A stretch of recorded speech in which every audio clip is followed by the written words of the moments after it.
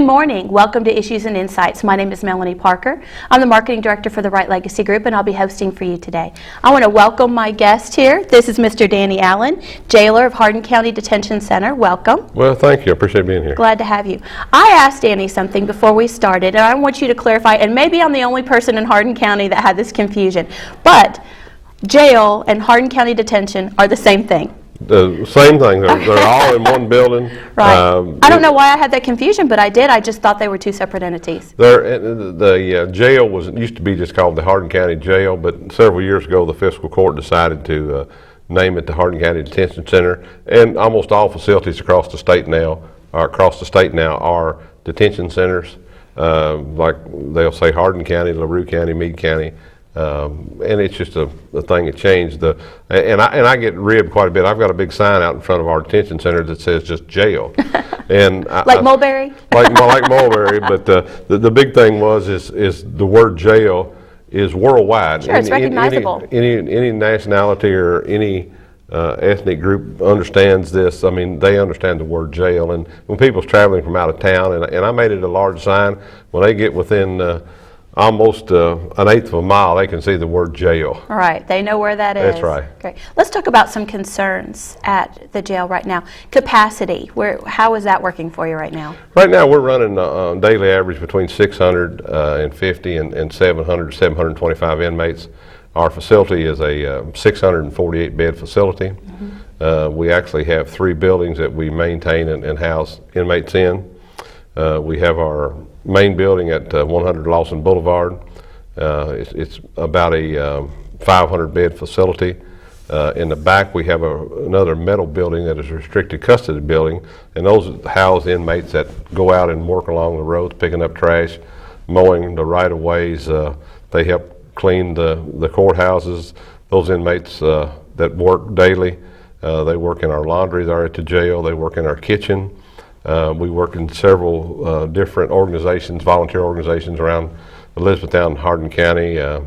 We have some works at the Brown Pusey House for Public Works, Elizabethtown, the police station, Kentucky State Police, Helping Hands, Feed America, and that actually saves taxpayers from hiring people in those volunteer organizations. Well, as a taxpayer, thank you very much. And it probably, I think one time I figured it up, and it saved probably close to $1 million a year. Wow, that's I have been to nonprofit organizations like the Brown Pusey House for an event and that type of thing, and those inmates are very valuable. And they do a lot of work. And they are classified through the Department of Corrections and through our facility. Mm-hmm. Their level, or they are able to go out and work, and they're also, all of them has been a non-violent type crime. Right, they're always very polite, very helpful. Yes. Absolutely. I've been in those circumstances several times, and I've never seen any type of issue whatsoever. Well, thank you. We like that. Good, absolutely. So having such a large capacity right now, and probably on a regular basis, what about your staff?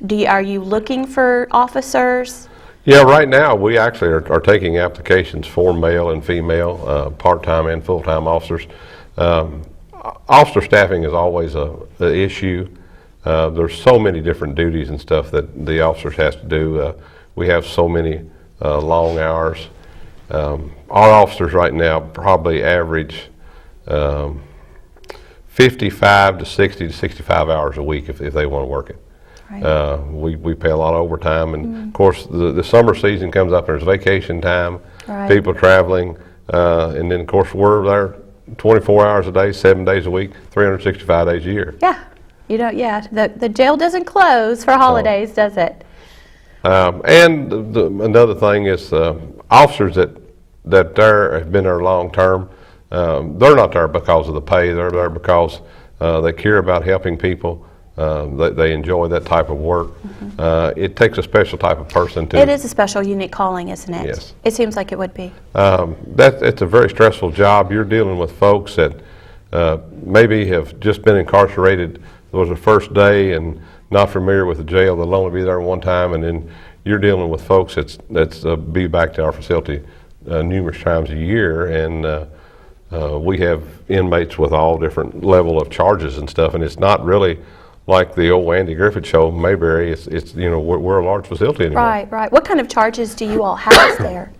We have folks from non-payment of fines to all the way up to murder charges. In Are 2000. those folks segregated, or is everyone just sort of together? No, all of our building is broke down into what we call now pods instead of cells. We don't have any actual bars in a jail now. It's block walls with glass safety windows. Most of our housing units have 20 beds per unit.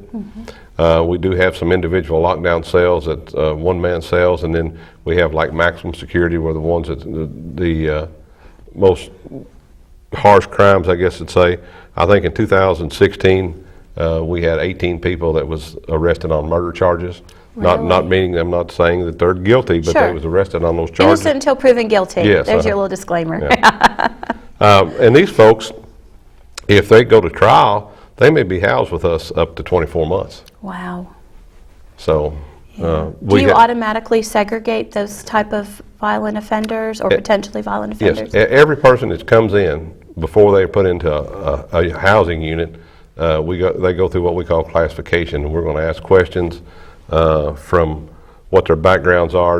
Are they aware of anyone that may be in jail that they would have to have some type of keep away from? If they've had, or if they're co-defendants normally in any type of cases have to be kept separated. Right, that makes sense. If you're housed with someone and you're living in a housing unit with 20 inmates or 19 other folks, you have a television, you've got living quarters. They're in that unit 23 hours a day. Wow. And of course they're like all other human beings. They're going to have difference of opinions and stuff, and then a lot of times then after they may have been there a week or two, then we have to separate them. So it's an ongoing thing. It's a big facility. Glorified babysitters. It is. Yeah, and I know in that type of environment, there are people who commit certain types of crimes. Quite often there's mental illness involved. How do you deal with those types of folks? Well, everyone that comes in that has a mental illness issue, as we go through classifications, there's a series of questions that we ask them, and we're going to ask if they've ever had any type of mental health issues or any concerns. We contract with a local provider here in town that has psychologists that would come in and interview them and evaluate them, and we'd go on their recommendations. And then we also have a full-time psych nurse that works for us. Awesome. So you have a psych nurse. Obviously, inmates require medical attention on occasion. Who takes care of that? We have two different contractors actually works in the okay. detention center now. We have a medical provider that works for us. They bid on a yearly contract. Are they on site full time? We have at least one nurse on site every shift, 24 hours a day. In the daytime, we have one psych nurse that comes in, works usually a 12-hour shift. Here a couple of months ago, I was a little bit surprised when I asked her. I said, and I know we deal with folks come in that has issues that's maybe has been prescribed to be on medication, and sometimes for some reason or something that they get off their medication and they have issues and get arrested. We actually on a daily average, we have about 100 inmates that would be on some type of medication, be real mild to others that has to have, more of a dosage. Sure. But they are evaluated, and that all goes through the medical department and things like that. And there's times that we have to take them out to other facilities to have evaluations. There's several cases where, and a lot of times on the murder trials or assault trials, before someone would go to trial, they would be taken and be evaluated to see if they would be able to stand trial or not, if they're competent. Right. And I'm sure occasionally an inmate may need some extensive medical attention, and you'd have to take them outside of the facility. And how is that compensation? How does that work? Is there an insurance program for inmates? If we house, out of our population of that 700, about 350 of those inmates are state inmates that we contract the state with, that they pay us to house for them. And we would build a Department of Corrections for that, the state. And as our county inmates, it's the responsibility of Hardin County and the taxpayers. So not everyone is a DUI on 31W out here in E-Town, okay. No. And we have them from anywhere. If somebody's been involved in a car accident and gets hurt, that has a broken leg or arm or something, they may have to go back for rehab or surgery, and we have to transport them.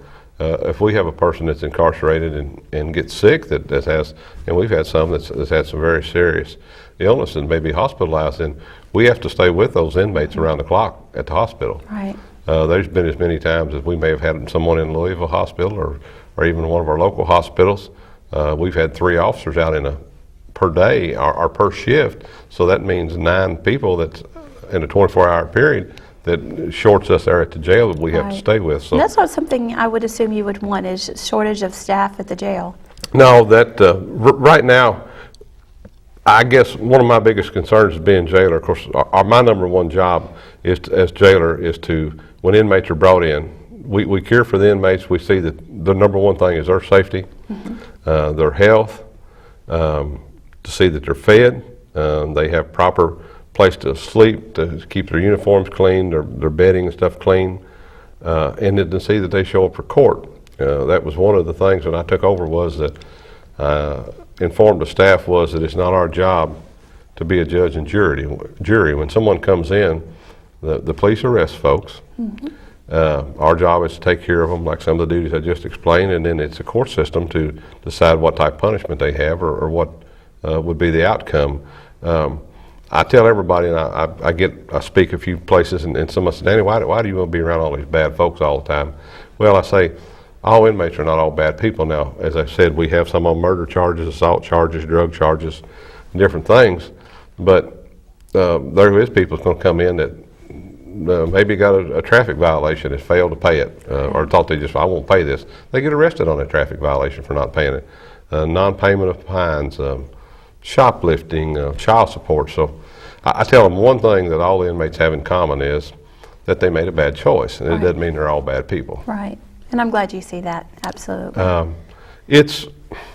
I think it would be easy to get jaded over the years, so it's good that you still have that humanitarian side of you to see that they are people. Well, and I try to talk to a lot of parents that come in that have children be arrested, especially the first time thing. I have opportunity to see those folks out in the lobby a lot of times, where they'll call and contact me, want to talk to me, and say, "Oh, this is terrible. This is the worst thing that's ever happened in my life," and it's a lot of times over what I consider maybe a small issue. A day in the life for you, but devastating for them. For the family, it wasn't, but I try to explain to those families, I said, this issue right now is a little bit embarrassing to you, and you feel how hard this is going to be, and I try to tell them, I said, in 10 years from now, is this going to be a big deal? 20 years from now, you may be sitting in 30 years at a dinner table, one of these children's, Dad, Mom, you remember when I got arrested several years ago? And one thing I try to tell them, I said, this will pass, but I said, this could be worse. There's people that gets hurt or killed in accidents that you don't have the opportunity. Your child will come home. To turn that around, and my job is to be able to try to comfort them a little bit and talk to them and assist in any way we can. And I've got one of the first things I done as I took over, I have a meeting with my key staff, and I told them, I said, all people coming in this facility, inmates, visitors, and police agencies come in are to be treated equal and with respect. Awesome. If someone gets arrested, it's not the parents' fault that they got arrested, or the grandparents. Right. And it's normally the people that gets arrested, they've made a bad choice that caused that. But we need to be professional about it and help them and assist, and hopefully, and a lot of them will only be there one time, they'll never come back. Right, yeah, I bet. I'm sure it's challenging for you and your staff. I can't imagine being in that position. Some folks that come in there and some of the crimes that they have committed, to treat them with that certain level of respect would be challenging. I don't know if I could do that. So kudos to you and your staff for maintaining that professionalism. And it is tough, especially with the different crimes. We we have, like I said, the murder charges, assault. We have sexual offenders that come in. We have possession of marijuana. We have robbery that come in, and you just have to try to blank that out. And some of the ones that have been charged with what we personally would think would be the worst crime may be almost a perfect inmate. Never give you an issue, never cause a problem. They do follow right along with what they're supposed to do. It takes, I think, a unique individual, officers and jailers, to see the person and not the action or the crime. So I don't know that just anybody could do that job. Well, it is tough, and it's a mental strain on our officers. I've always heard statistics say that police officers is one of the most higher divorce rate, and we fall in that same category. And a lot of people don't realize that as deputy jailers, we have arrest authority just like any other police officer across the Commonwealth. We are sworn peace officers, so we do that. I tell them, and we don't normally go on outside and make a lot of arrests because we're trained to work inside and to deal with that, and we've got our hands full in the jail. We don't need to be going out and being police officers outside. Sure. But when someone comes in, we can serve warrants. We've had people that's got out of hand in the lobby or outside that we have had to arrest. Right, passion runs. Yes. I'm sure. So take me through a day of an inmate. What time do they get up? Is it the same across the board? Does everyone there have a job? Not everyone has a job. We've got probably 100, 125 inmates out of the 600 that has jobs. And what determines if they have a job or not? The classification level on their crimes and whether they're eligible to be outside their cells and working. Do they have a choice if someone is lazy and just says, I don't want to do laundry? They do, but they lose their privileges of what they get. They get some good time credited toward their sentence. Gotcha. If they, for every 40 hours that they work, they get 8 hours, I think, a week, or every 40 hours. I'd say give me a double. Sure, and knocked off. But we have laundry runs 24 hours a day. Right. Our kitchen, we serve 2,300 meals a day. Can you imagine all of the beds and the jumpsuits and the organization skills whiteness involved with making all of that run smoothly is astounding. So it's a big deal.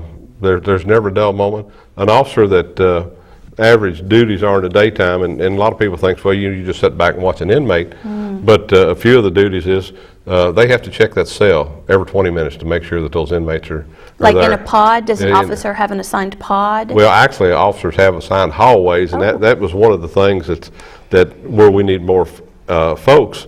Male and female, correct? Yes, and an officer right now is responsible in their hallway on the average of from 70 to 140 inmates per hallway, and they work that hallway by themselves. So the ratio is very one-sided. Right. We're fortunate that, to knock on a little bit of wood here, that we haven't had a lot of incidents where officers have got hurt or inmates, either one. Absolutely. But in everything that officer does that day, they've got to keep a log on it. We have moved up a little bit as far as high-tech electronics. The officers carry now scan bars, or hand scanners, and they have a bracelet on their arm, just kind of like you would in a hospital, that has a code on it. When they scan that door, they talk to that inmate, they scan the door that would tell the number of the pod they was in, the inmate's number. If they give that inmate, the medical department gives that inmate medicine that day, it's scanned. Then they get food, it gets scanned. If they go out to recreation, it's scanned. It's a fine-tuned machine, So, isn't it? and that covers us, and somewhere down the road somebody says, well, I was in jail and I was sick and I didn't get my medication. We can go back and we got records on everything that You happened. have to do that. And we get sued quite often. We don't. I think I've been jailer now a little over 6 years, and I don't believe we've lost a lawsuit since I've been there. Good. But it's documentation Right. and doing our And job. cameras are important for after the fact. Sure. It won't necessarily keep an officer safe in that moment, but at least you have that documentation if something were to happen after. The one officer for that many people, is that an ideal situation, or is it because you're short-staffed right now, or is that the norm? No, we're short-staffed. Some of the training stuff we've had in the last few months, the ratio that most statistics show that these training officers of state agencies, federal agencies, is they like to see an officer per every 30 inmates, and so we're doubled and tripled that, and sometimes four times that. Right. And again, being short-staffed, my opinion right now, we're actually short probably 20 floor officers from what we actually need. And we are a large jail, and we have a large budget. Our budget's So it's not a budgeting issue, it's just well, it is a staff? budgeting issue too, and I understand the budgeting part of it as far as our fiscal court and the taxpayers of Hardin County, but there's so many regulations that we have to meet for our state Department of Corrections and federal Department of Corrections and things that we need to be done. My opinion, we're understaffed by 20 people, and we're $1.5 million short on budget right now. Wow. But I also understand that the courts have to balance the budget, but we are a service. It's required and mandated and it's expensive, and we have to take care of them. Right. Yeah. I mean, they have to be taken care of, definitely. And you said you do get some funds from the state as well, correct? Is that just for medical or? No, we actually get paid $30.25 or something like that per inmate per day. So does that go directly towards inmate care, or does some of that go over to help hire additional staff? Well, it all goes into same pod? into the same pod. Right. It goes into the county budget. Right. Fiscal court actually, I think, takes about $2.5 million out of general fund to put into the taxpayers paid money to help run the jail. And so, I mean, we're not really a profit organization, but when you've got over 700 people in jail, you can imagine what if they was out on the streets. And there's a lot of other agencies around the state now, and it's been explored here in Hardin County, some alternative sentencing. I think something that'll have to be looked at, and something's probably going to have to happen in the next few years. If you could have that person at home and have an ankle bracelet on them, or some type of home incarceration, and still being paid for it. Right. And that's happened a few times for other counties that we've done it. It hadn't really happened in Hardin County, I don't think. But you're cutting back your possibility of your liabilities, of your sickness, of lawsuits. It's better, and they're responsible for paying for everything themselves. So I don't know what the good answer is. Do you ever, are you ever forced to release someone early due to crowding? No, we may have to transfer them to another facility, but the only way that legally that I can release someone is I have to have a court order from a judge, and they serve their time. And there's been times that we're overcrowded. We're running about 114 to 115% over capacity of capacity right now. So we're averaging 50 to 75 people more per day than we actually have beds for. We have portable beds that lays on the floor with mats and cots. Then we have a lot of weekenders come in, and that's another thing I think people think of weekenders is old Otis on Andy Griffith Show used to come in, but these come in weekly. They may have to serve 20 days, 30 days, and the court is kind enough to allow them to come in and serve on weekends and still keep their jobs during the week. Those are probably folks, child support or It is, fines, yes, those types of things. all nonviolent type Sure. crimes. So it is a that help, but helps. it is also an overcrowding. Right. But that's some of the things that we do, and we house probably 25 to 30 inmates in other counties at all times. That we just, if they have keep Are they away, waiting for court or? they're waiting for court or waiting for a trial, or they've got maybe a 6-month sentence, and we've had issues of keep away with other inmates, and they've been co-defendants. And then we Big house. jigsaw puzzles. It is, and we house for other counties also. If they have an issue Right. or a problem inmate that sometimes an inmate just needs to be moved out of the facility and get away from that staff, and we do that. Right. So what is the average cost per day to house an inmate at Hardin County or at the jail? Yeah. It's going to run right at that actually what we get reimbursed. It's going to run at $30 to $32 a day. Of course, I tell them the best way to actually figure that is if you take your budget and divide it by the number of inmates that you have in a year's time, and per month, I mean, it'll fluctuate a few inmates, but it's costing the county probably close to $3 million a year to keep the jail going, operating. Wow. But yet, if we did not have those paid inmates, or those inmates coming from the state, then that's probably would be another $3.5 million a year that our revenue would be down, and then we wouldn't have any income coming in. Right. So. Well, it sounds like you try and alleviate a little bit of that with the, is it work release? Is that what you call it when they go to the Brown Pusey House or someone like that?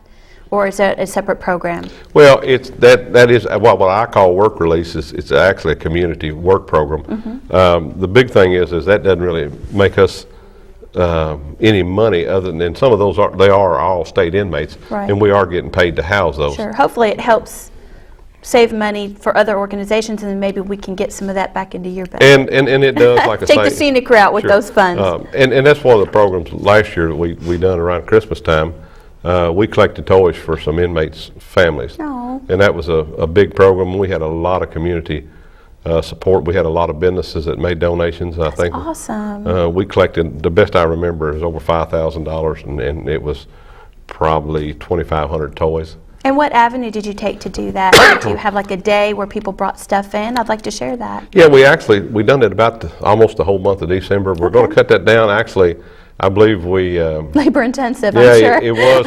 We fixed over 400 individual bags. Wow. Each bag had at least a couple small toys in it.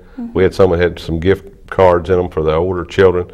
Last year we actually just let the inmates tell us the number of children they had and ages and stuff, and we're going to have to cut that back. For one thing, we had several bags that was not picked up. And I didn't really think about this when they say they've got children, but if a parent has been incarcerated and the parents may be separated or getting a divorce and something, and leaving, some of them lived out of state. Right. So it was almost impossible for that child to travel here.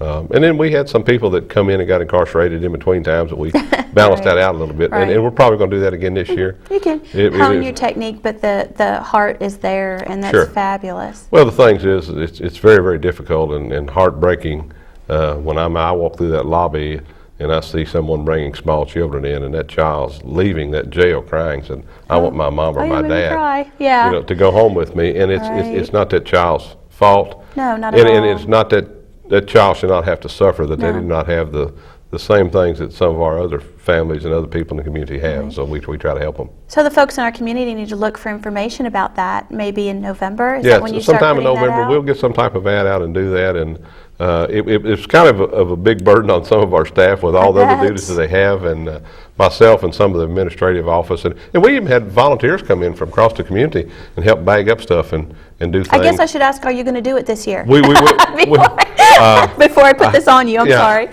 I actually haven't told all my employees, but we will be doing this year. But we had a lot of response, and we had a lot of inmates that when I'd be out in the hall said, "Sir, I appreciate you doing that to help me take care of my kids." Right. And I had one inmate that said, "I've been in jail 3 Christmases," and said, "This is the first Christmas I've been able to get my child a toy." Wow. So, okay. You're going to make me cry. But, that is awesome. But these inmates, like I say, they're not all bad folks. No. They make bad choices, No. and a lot of them's turning their lives around. Yeah. And it shows the human side to the officers that have to be an officer every day and show, I do care about you. I do care about your family. You are here because of your choices, not mine. I have a job to do, but I'm going to help you with your family, and that's awesome. I think a lot of times as correction officers and police officers abroad is that we get criticized for the jobs that we have to do. Right. And sometimes the Somebody techniques. has to do it. Somebody has to do it, but they also see the times of the officers in an accident that gets a small child out of a car, or they support that child and encourage them while their parents are hurt or in an accident.